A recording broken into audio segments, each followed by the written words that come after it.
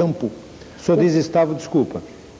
Estavam e estão, porque a Petrobras chegando agora vai encontrar tudo isso aberto. Sem dúvida, eu vou chegar lá.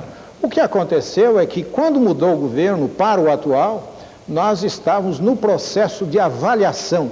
Qual a quantidade de gás que haveria, qual seria a reserva inferida, o reservatório inferido em Cuiabá Paulista, em Rio Piqueri, em Campo Mourão, ou então em Chapéu de Sol. Quando chegou o governador Montoro e mandou parar tudo. Mas estas informações foram entregues à Petrobras. Este é um acervo técnico, científico, um acervo tecnológico, um patrimônio do povo de São Paulo. Ele deveria ter sido negociado com a Petrobras. Ele tinha um valor. O atual governo diz que foram 500 milhões de dólares jogados fora sem nenhum resultado. Não é verdade. Em primeiro lugar, não foram 500 milhões de dólares. Foram 400 milhões de dólares.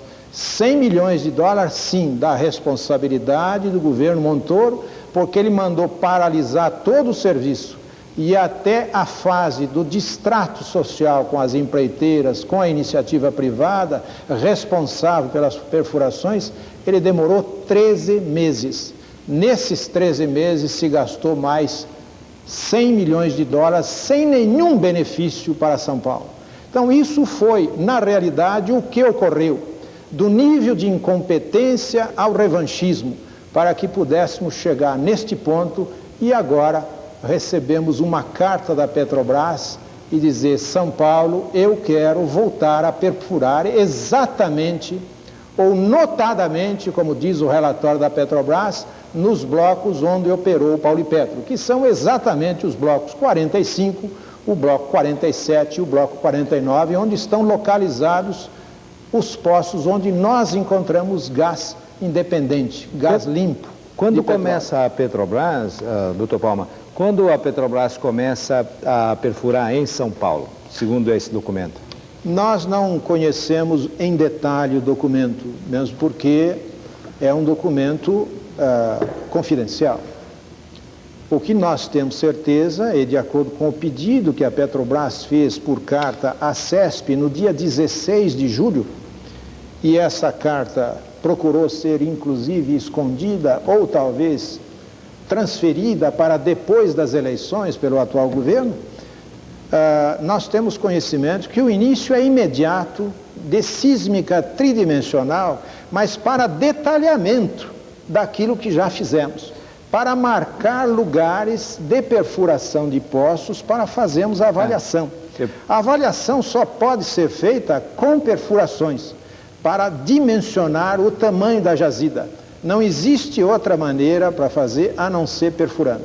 Eu perguntei porque, segundo matéria do jornal Estado de São Paulo que eu li, a carta teria sido enviada à CESP, a CESP, portanto, comunicada ao governador de que a Petrobras voltaria a explorar a área já explorada pela Paulipetro. Exatamente.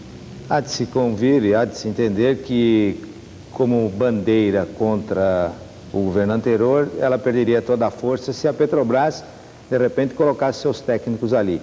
E de que o governador teria ligado à Petrobras pedindo para que não começasse por São Paulo essa exploração, que começasse pelo Paraná e só o ano que vem viesse para São Paulo. É exata passadas a informação. As eleições, isso eu li no jornal. A informação é exata, a Petrobras declinou nessa carta que queria começar a campanha exploratória no estado de São Paulo, precisamente em Presidente Prudente, ou seja, Cuiabá Paulista, que o povo de São Paulo já se acostumou com esse nome, é um distrito de Presidente Prudente, e foi transferida a sua atividade, a atividade da Petrobras, para Campo Mourão, no norte do Paraná.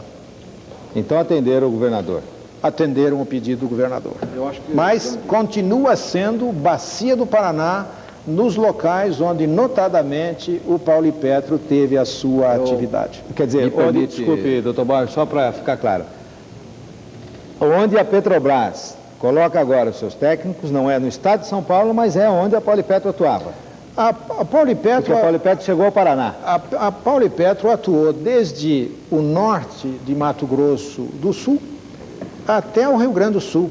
Tá certo. O Paulipetro tinha 20 contratos de risco, Cada contrato de risco tinha aproximadamente 10 mil quilômetros quadrados, perfazendo um total de quase 240 mil quilômetros quadrados. Para você ter uma ideia, e o telespectador ter também, essa área é a equivalente à área do estado de São Paulo inteiro. E desculpe, doutor Bob, só para completar, esses poços abertos esses 4 onde encontrou-se o gás. 4 de 16. De 16, pioneiros. Onde há indícios de gás, inclusive alguns para exploração comercial, quer dizer, viáveis como exploração comercial. Isso nós só podemos comprovar depois, exatamente, da fase de avaliação. A minha que nós não tivemos tempo de fazer. Amanhã a Petrobras resolve começar os trabalhos. Quinta-feira. Ela vai chegar lá, vai encontrar esses postos abertos, prontos para serem operados, ou esse tempo todo, como uma casa que a gente está construindo para 3 anos, depois para retomar é difícil, ou destruir isso. Qual é a situação? O acervo está lá, o conhecimento está lá, a Petrobras já vai partir muito mais na frente e terá sucesso com certeza. E agora eu gostaria de parodiar o nome desse programa que eu só vim saber aqui. Quem é o responsável? Eu é que pergunto. Quem é o responsável? Na minha opinião, haverá, sem dúvida nenhuma, uma solicitação de responsabilidade regressiva desses atos todos que vieram a dissolver o Paulipetro, e aqui seus técnicos também foram submetidos o sistema de escárnio, de segregação, de discriminação que os técnicos que trabalharam no Paulipetro e que eram técnicos do IPT e da CESP sofreram na carne. Eu acho que alguns que estão me ouvindo, eu posso dizer a eles que o dia do juízo final está chegando. Doutor Bauer, eu vou voltar a Paulipetro ainda. Como não, com prazer. Fazer algumas perguntas para nos colocar em relação a um país desenvolvido em matéria de prospecção, que é os Estados Unidos também. Antes, doutor Bauer, como eu vou lhe dar todo o outro segmento para o senhor também colocar as suas posições, nós vamos pedir um intervalo comercial e voltamos num minutinho.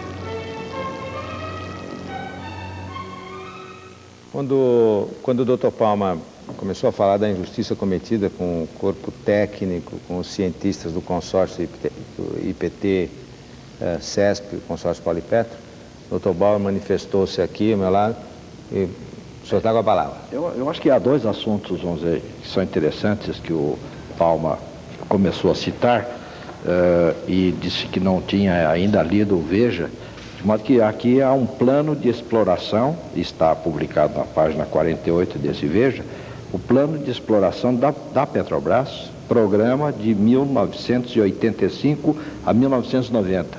E diz exatamente isso no item 2.7. Retorno à bacia do Paraná, notadamente nos blocos 48, 49 e 45, onde operou a Paulipetro. A programação exploratória contemplará feições regionais, etc. De modo que isso é um documento da Petrobras e me parece que é um documento de alta importância.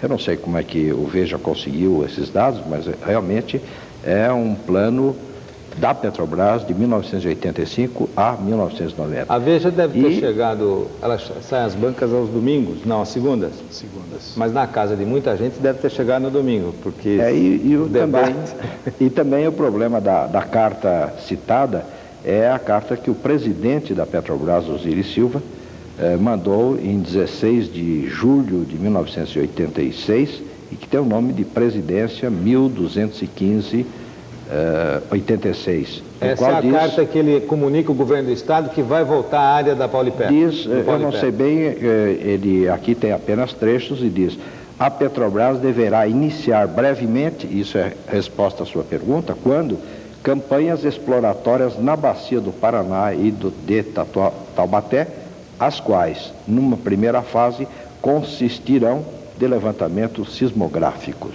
Isso é importante. Bom, isso explica, Biondi, respondendo à pergunta inicial, a ausência do tema Paulo e Petro no debate entre os candidatos. É evidente. Não houve possibilidade de debater o Paulo e Petro, porque hoje a Petrobras está voltando à Bacia do Paraná, graças a Deus, e graças também aos técnicos da Petrobras, e para o benefício do Estado de São Paulo, que, como eu disse, vai gerar energia no nosso quintal. Já que se invocou a Veja aqui, eu queria então, para dar força àquilo que eu havia dito, também a Veja publica o seguinte: ao ser informada de que a Petrobras decidira retomar a herança geológica do Paulo e Petro, Montoro telefonou para o coronel Osíris, que é o presidente da Petrobras, para pedir a suspensão do projeto ou seu adiamento para depois de 15 de novembro. Fez isso porque as críticas a Paulo e Petro são uma das principais bandeiras do PMDB na campanha eleitoral contra Maluf. O segundo assunto que havíamos conversado é, na realidade, a defesa dos profissionais da CESP e do IPT do mais alto nível, que se empenharam tecnicamente em cumprir um programa. A CESP e o IPT tinham um convênio para a exploração do petróleo. Se empenharam esses técnicos dentro do programa aprovado pelo Tribunal de Contas, pelo Governo do Estado, e agora, em seguida, tiveram o castigo de ter cumprido com a sua obrigação. Eu diria, com que ânimo um profissional, engenharia, administração ou qualquer outro ramo, pode se empenhar duramente em cumprir um programa de governo, sabendo que este programa pode ser desfeito rapidamente, em 2, 3 dias, por um novo governo. Ficar ao sabor do revanchismo. Bom, eu diria até mesmo, vamos dizer, a sabor político, porque Exato. Realmente 2 dias depois da posse do senhor governador, já havia ordem para paralisar o equipamento. Apenas o contrato que havia, não havia possibilidade de se parar o equipamento, de modo que foram pagos 12 meses a preço praticamente de 80% do preço do metro que poderia ser furado, e esta importância foi paga. Isso é um fato muito importante. Eu acho que nesse pedaço eu gostaria de entrar, Dr. Bauer, se o senhor me permitir, é que o fato mais relevante que eu vejo é a incompetência. Se alguém quer desativar algum trabalho que está sendo feito, seja por motivos técnicos ou seja por motivos políticos, e essa desativação do Paulo e Petro foi feita exclusivamente por motivos políticos, porque não existe nenhum documento técnico assinado por ninguém recomendando o fechamento do Paulo e Petro tecnicamente. Só existe uma reunião de caráter político para fechar o Paulo e Petro. Então, isto vem demonstrar que realmente foi uma atitude exclusivamente política e revanchista. Quanto custou isso? Agora, a incompetência administrativa de quem nunca teve o trabalho de pagar uma folha de pagamentos ou nunca ficou do outro lado do balcão, só esteve do lado comprador e nunca do lado vendedor ou administrador, é que precisaram 13 meses para estudar de como fechariam o Paulo e Petro, juridicamente. E erraram outra vez. Foi fechado inadequadamente. Coisa que nós vamos discutir nos tribunais. É o que eu digo aos técnicos que trabalharam no Paulo e Petro e foram despedidos injustamente. É o que eu digo àqueles cientistas cujos contratos foram negociados na base de ameaça, para romper os contratos sobre a base de ameaça. Sobre aqueles técnicos que tiveram praticamente caçado a sua facilidade de locomoção dentro do Paulo e Petro. Para aqueles funcionários que, quando chegaram no dia seguinte, já souberam na entrada que já não pertenciam mais ao quadro de funcionários.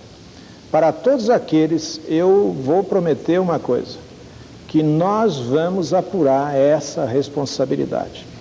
Nós vamos apurar através da justiça, com tranquilidade. não haverá absolutamente nenhum tipo de revanchismo de minha parte, mas teremos realmente que fazer com que a justiça seja feita. E nós confiamos na justiça de São Paulo e do Brasil, para que a apuração dessa responsabilidade seja colocada à luz, para que esse episódio não se repita mais em São Paulo, para que nenhum outro governador ou candidato venha se candidatar levando uma bandeira que é de um trabalho sério e competente, um trabalho exclusivamente técnico, e pegue essa bandeira e a transforme numa bandeira política de destruição. Nós vamos evitar isso, nós vamos exemplar isso através de uma ação judicial que vamos iniciar. Eu pergunto, doutor Palma, o senhor já falou num número aí, a decisão política custou $100 milhões para interromper o investimento de 400. Custou $100 milhões que poderiam ter sido aplicados para avaliar quanto de gás nós temos nos lugares onde o Paulo e Petro descobriu gás. $100 milhões seriam suficientes para dizer a São Paulo e o Brasil que a Bacia do Paraná tem gás suficiente para fazer um gasoduto para São Paulo ou para as cidades vizinhas de Presidente Prudente. E nessa importância está incluído o concreto, o volume de concreto? Os poços, você me fez, no outro segmento, me fez uma pergunta se daí em diante a Petrobras teria ampla facilidade de pesquisar. Sem dúvida, mas ela não poderá se utilizar dos poços existentes, porque os poços existentes foram mandados cimentar, foram concretados pelo atual governo. Estão perdidos, totalmente perdidos. Muito bom. Eu acho que desse problema, eu acho que um dos fatos relevantes a notar é que esta falta de continuidade de governo para governo tem nos causado grandes prejuízos.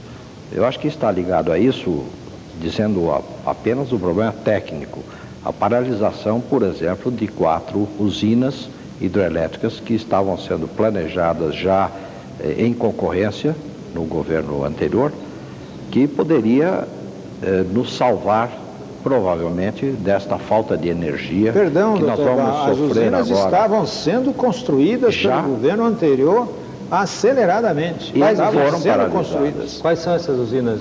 Rosana, Taquarussu, Porto Primavera, Canal de Três Irmãos e Pereira Barreto. Eram 5 usinas sendo construídas pelo governo anterior e que foram desaceleradas, não foram paralisadas, foram totalmente desaceleradas e que iam aumentar de 50% o potencial hidrelétrico de São Paulo. O senhor está tentando estabelecer, porque nós estávamos falando de Paulo e Petro, agora entramos na usina, o senhor está tentando estabelecer aí um parâmetro em que a decisão política de interromper uma foi concretar e usá-la como bandeira de uma campanha, e a outra, que a população talvez nem saiba, foi pura e simplesmente desacelerar as obras ao ponto de voltar novamente com o Dr. Bauer. O perigo que nós todos paulistas corremos de sofrer racionamento de energia elétrica a partir de outubro. Não por falta de água, por falta de equipamentos. Convém frisar, porque realmente muita gente liga esta falta de energia provável dentro de um mês ou dois, se chover ou não, ao problema de falta de chuva. Na realidade, o canal Pereira Barreto era um canal já projetado para que tivéssemos água para operar essas usinas, independente de chuva ou não, e até mesmo, pelo contrário, este canal era previsto para que elas operassem sem chuva. De modo que isso é um fato muito importante e o que nos intranquiliza é que nós, contribuintes, estejamos sujeitos a obras que param e entram em funcionamento a cada governo. Isto custa caro ao país, custa caro a cada um de nós e custa caro a cada um dos que estão ouvindo esse programa. Mas porque eu vou responder a você, porque para o atual governo de São Paulo, uma hidrelétrica é considerada obra faraônica. Quer dizer, não houve a visão de estadista para calcular que a demanda ia ser maior, ia aumentar, que a demanda podia ser até reprimida e não precisava da usina. Uma decisão, uma opção política, por exemplo, é mais No momento ele julgou que horta em casa fosse mais... Talvez, é o governo das pequenas coisas para o maior Estado da Federação. O maior Estado da Federação não comporta pequenas coisas. Doutor Bauer, eu queria que o senhor explorasse um pouquinho mais esse assunto da paralisação, porque eu estou entendendo a política dessas 4. Aonde nós vamos chegar com isso? Veja, eu nem diria das 4 ou 5 usinas, eu digo isso de um aspecto global do próprio país, porque obras como, por exemplo, a Ferrovia do Aço, que todo mundo sabe, chega a ser cômico, de que cada 4 anos um governo vinha e dizia, vamos acabar a Ferrovia do Aço, em 1000 dias, foi o primeiro plano, depois foram paralisadas as obras durante 4 anos, entra um novo governo, recomeça novamente a Ferrovia do Aço e assim sucessivamente nós vamos nestes desencontros e falta de planejamento. Eu acho que o básico é concluir as obras que estão iniciadas, concluir as obras que já estão em estado adiantado de gestação até mesmo, porque senão nós ficamos sempre neste compasso de gastar sempre o dobro do que nós podemos. E este gastar não é o governo, porque o governo, infelizmente, não trabalha, não faz dinheiro. Quem faz dinheiro é o industrial, quem faz dinheiro é cada um de nós que aqui está trabalhando, quem faz dinheiro são os operadores das máquinas, são os operadores do aparelho de iluminação, são os homens que trabalham. Estes pagam impostos através de todas as coisas, inclusive do seu cigarro, e esses impostos são jogados fora de uma maneira que realmente um país pobre não se pode dar ao luxo de jogar seu dinheiro fora por falta de planejamento. Doutor Paulo, eu vou usar mais uma vez o título do nosso programa e vou lhe perguntar se houver racionamento, de quem é a responsabilidade. E antes que o senhor responda, eu vou pedir um intervalo comercial e nós voltamos no minuto.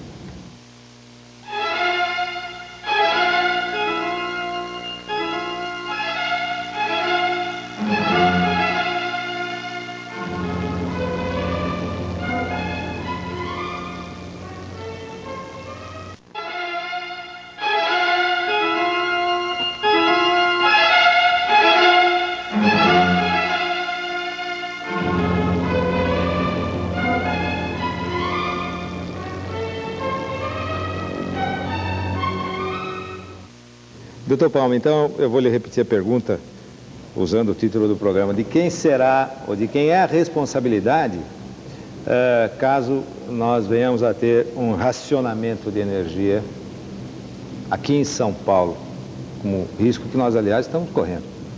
Eu tenho ouvido vários pronunciamentos do senhor ministro de Minas e Energia, em que procura empurrar um pouquinho mais o racionamento, antecipando o horário de verão para 1º de outubro ao invés de 1º de novembro, o que demonstra que realmente a gente que já conhece um pouco da manha política, eu tenho a impressão que o racionamento está iminente, mesmo com a falta de chuvas que tivemos até há poucos dias atrás, e agora começou a chover como nunca choveu, ou nunca choveu há muito tempo, no mês de agosto.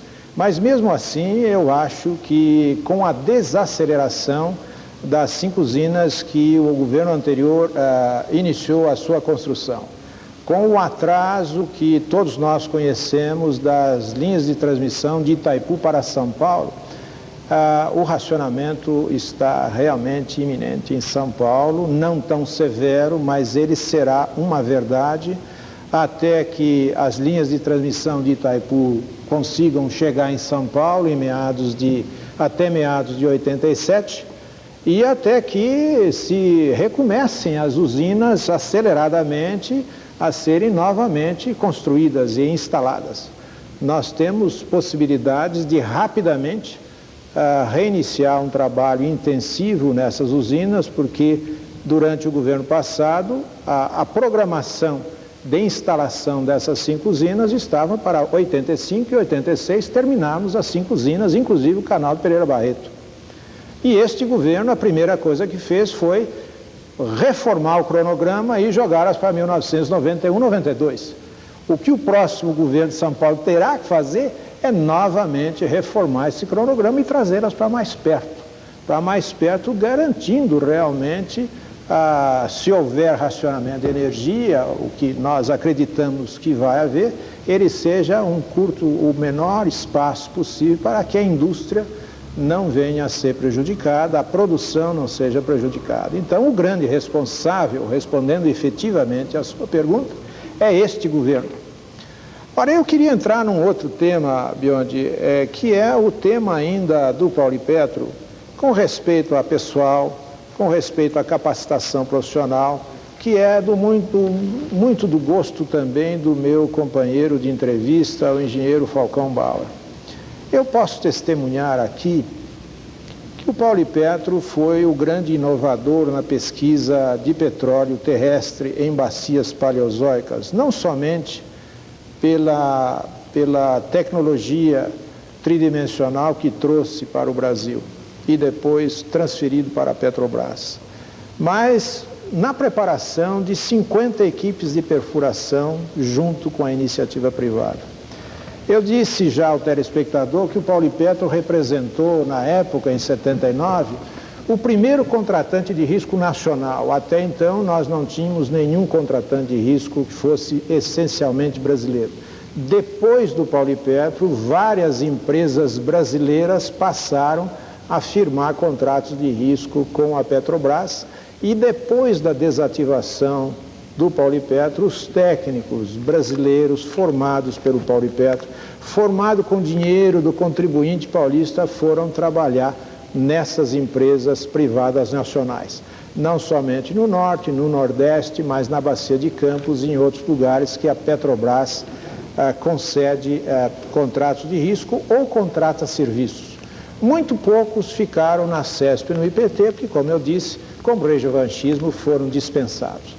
Poderão ser reutilizados diretamente na Bacia do Paraná, porque, como ela é uma bacia especial, paleozoica especial e complicada, poucos técnicos no mundo conhecem a Bacia do Paraná como os técnicos formados pelo Paulipetro. Outra verdade que é incontestada e incontestável é que, pela primeira vez na história da pesquisa de petróleo no Brasil, se preocupou em nacionalizarmos o equipamento de perfuração.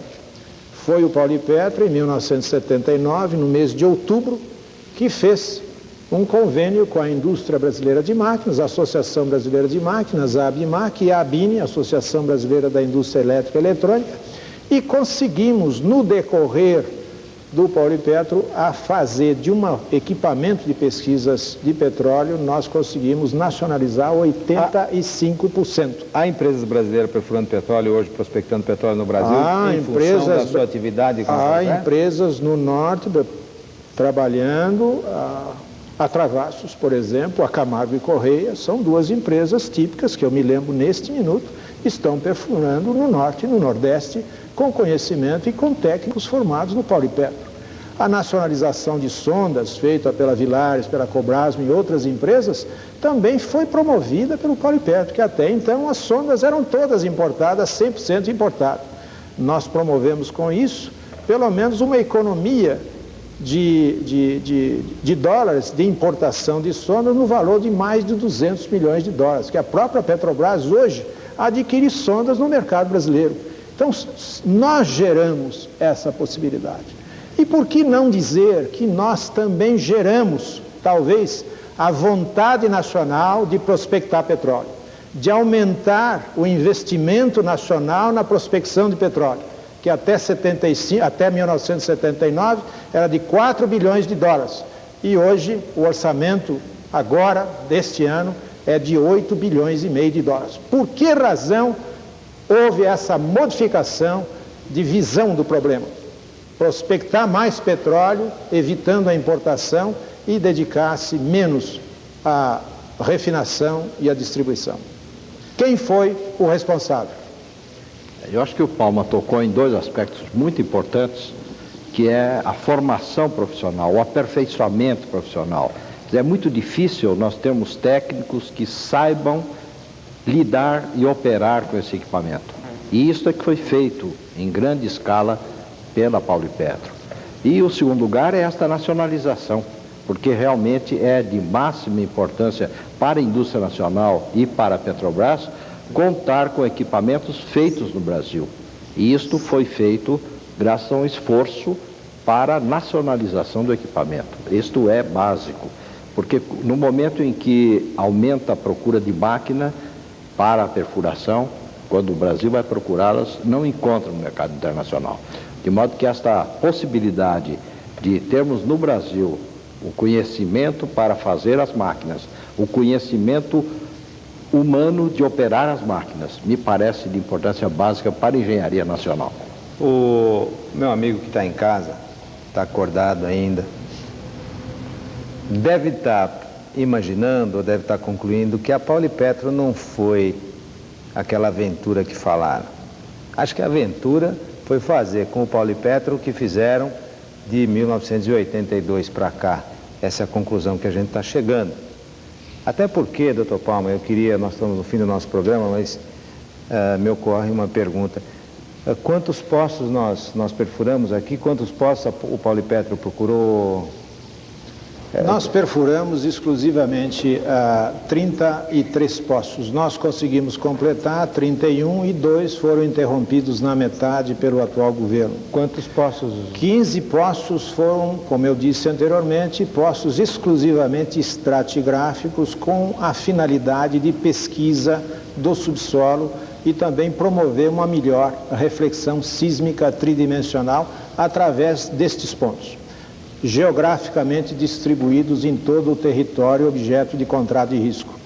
Agora, poços pioneiros para procurar petróleo, nós fizemos exclusivamente 16.